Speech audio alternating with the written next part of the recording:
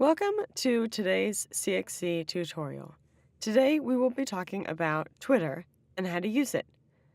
Many of you might be using Twitter in the classroom for class assignments, and this will walk you through the basics of how to log in, how to create an account, and how to get started. Twitter is a great place to have conversations with other scientists, with your classmates, and with your professors. Many scientists and many professionals are starting to use Twitter to talk about science. It can also be a great place to network and potentially even find a job. When you first navigate to twitter.com, you're going to be prompted to either log in or create an account. We're going to log in today to the CxC Science account. Once you log in, what you're going to see is the home feed. This is where everyone whom you follow has their content posted. Content at the top was posted most recently, and it's listed in chronological order. From here, you can go to the Moments tab, and this is where Twitter aggregates essentially news of the day. More important to us is this Notifications tab. This is where everyone who mentions us or who responds to one of our tweets or who retweets something that we've posted, we'll see all of that interaction here. Finally, there is the Direct Messages tab, and we can click here to go and to see messages we've directed to specific Twitter users. When you first log in and create an account, one of the first things you're going to want to do is to complete your profile. So if we navigate to the CxC Science profile or our account page, we'll see that we can edit our profile here. So one of the things you can do is to change your header photo, change your profile photo, change your name, and here change your bio. Your bio is really important because it is what is searchable through Twitter. So if we have a keyword here like microbiology, the people that search for microbiology on Twitter are going to potentially find us. So it's really important to fill this out accurately and specifically. You can use hashtags that are relevant to your field.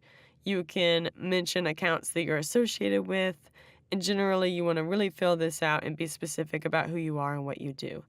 There's also space to add a location and a link to your homepage, your blog, something like that that can give people more information about you.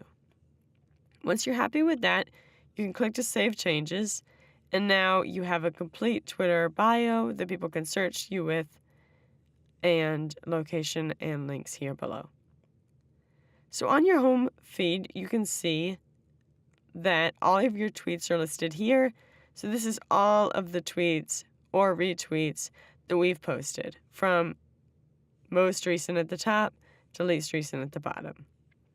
If you go to Tweets and Replies here, you can also see all of the tweets that we've listed, including ones that we've directed specifically to other people.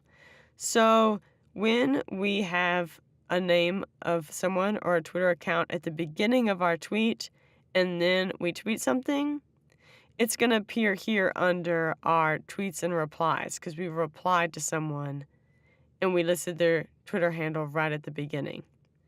So that means not everyone who follows us is potentially going to see it in their feed. They might have to come here to our tweets and replies to see that, but it is still public. It just makes it so that if you're doing a lot of responding to people, it doesn't totally overpower your main feed of tweets. So now we might want to know a bit more about how to compose a tweet. If we go up here to this blue button, we can click to tweet something, and then a box opens where we can enter text as well as links and photos. So let's just say we want to tweet something here about microbiology. We could say the study of microorganisms is called microbiology. If we go in here, we might want to hashtag microbiology. A good rule of thumb is to make sure that if you're going to use a hashtag, that you search for it first. So you go into Twitter, search for a hashtag to make sure that other people are using it the way you think they're using it and that it's being used appropriately. I've searched for microbiology before. I know that it's a good hashtag, and it's strategic for this tweet. Here we might want to add a picture. So if I go and I navigate to a picture I recently downloaded of E. coli from Wikipedia, I can add that picture here. It's really nice to add a picture to your tweets because in the home feed, if you have a picture there associated with a tweet, it'll catch people's eye and potentially get clicked on more often. A nice thing is to add people to your pictures. This is especially good if you have a picture. For example, I know that someone from Wikipedia took this picture. It's good for me to credit them in this picture, and I can do that by tagging them, since I don't have a whole lot of room in my tweet to do that. So I could tag Wikipedia, and I could tag the USDA, because I know the person was from there who took this picture. So now those accounts are added to that picture. It's a great way to credit them.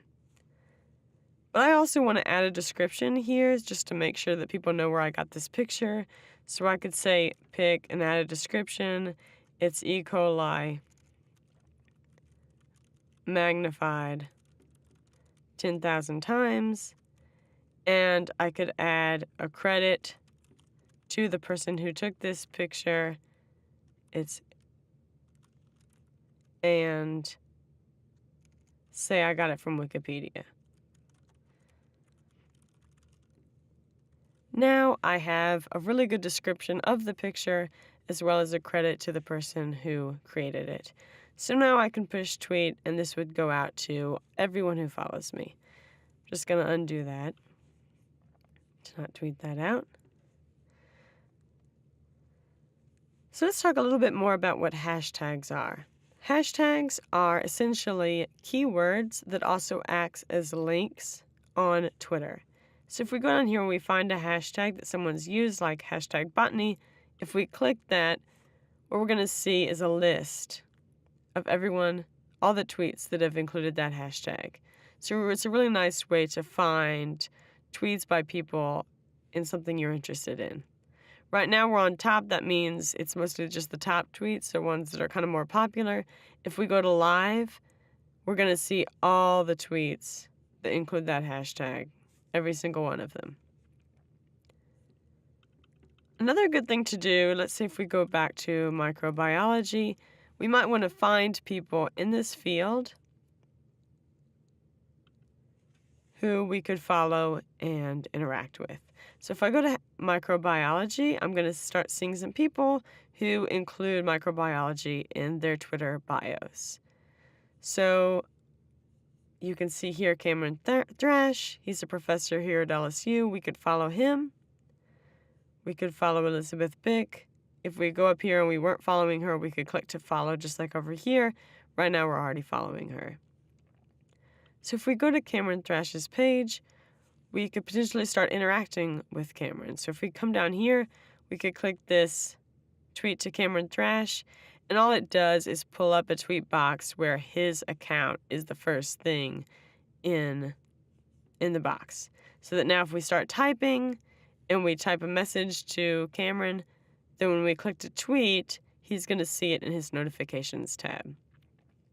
Sometimes you might want to tweet something to somebody, but you want it to appear to everybody. So we could add anything in front of his name like this and then type our tweet. And now it's not going to show up in that tweets and replies only tab. It's going to appear with all of our tweets. So anyone that follows us can see it. It just widens the audience for that tweet a bit more if we put something before their name. Other ways you can use hashtags, you might know that you have a hashtag for your class that you're supposed to be using, or for a conference or seminar. If you search that, you can start keeping up with people that are using that hashtag in your class or in this conference, and maybe even start interacting with them. So one of the things here is if we're participating in this seminar and we're seeing people tweet, we might want to think this tweet is interesting and we might want to respond to it. We can go here and click reply. And what it does is it replies directly to that tweet. So now if we tweet something back to this person in response to this tweet, what happens is when anyone goes and clicks on this tweet later, they're going to see our reply. So it's a great way to kind of archive that conversation, replying directly to a tweet. Another thing we can do is if we really like this, we can click to retweet it. So if we click this button, what it's going to do is essentially copy that tweet onto our own feed. So we are resharing that directly to our followers. You have the option to add a comment here or retweet it directly. So here I could add a comment like, interesting thought. And now if I click to tweet that, what you're going to see is my tweet with this person's tweet underneath it. So maybe I just want to give them full credit for what they're doing. If I click retweet, their tweet's just going to show up on my home feed with no comment from me. So that's how to tweet to people and to find hashtags that might be relevant to you to start engaging in conversations. There's other relevant hashtags that you might enjoy. There's the Go Science hashtag that's used by the LSU College of Science. You could click that and Go Science. If you come here, you can see stuff posted by people associated with the College of Science, and it might be interesting to go through some of those. Another interesting hashtag is SciComm. It stands for Science Communication. If you go here, you're going to see they do list some accounts at the top associated with science communication, and then all tweets that are being associated with science that are mentioning SciComm or science communication. An important thing to know for the direct messaging is that someone needs to be following you and you need to be following them to message them. So if we go here to, say, for example, the College of Science, I'm following them, but if they're not following me, then I cannot direct message them. So maybe I just want to send them a tweet and say, hey, can you follow me so that I can direct message you? A lot of times people will follow you back in order so that you can direct message them.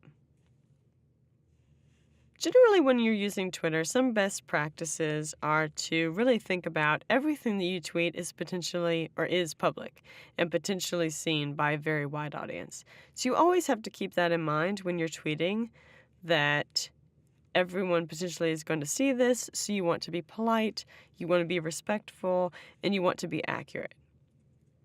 If you do tweet something that you find out later was incorrect, or tweet something that you don't actually mean, it doesn't look good to wait for a long time and then start deleting things from your timeline.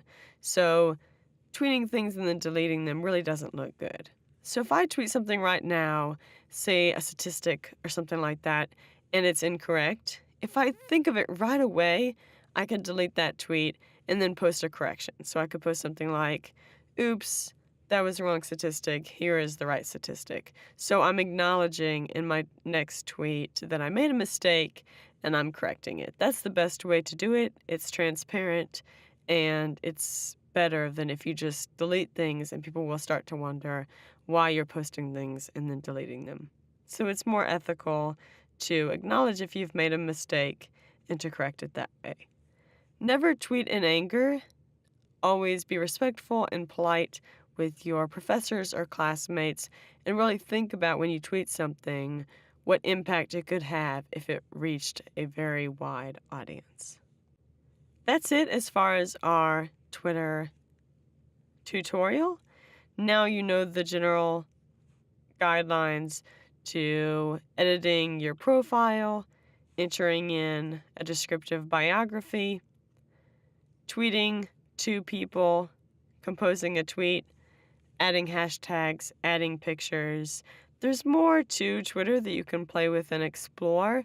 One of the things is creating lists. So lists are basically just lists that you can create of other people. So I've gone here and I've created a list of all the faculty in science that are associated with the LSU College of Science. And then if I click here, I can go see the members. I can see everything that those people are tweeting. So it's a really nice way for me to curate content. Maybe you have a class and you want to add the other classmates in that class to a list, and that way you can keep up with them. It's really nice because that way you don't have to follow all those people and see them in your timeline in your home feed. You could just create a list and then go to the list and see what, for example, all the other students in your class, what they're tweeting without having to follow them.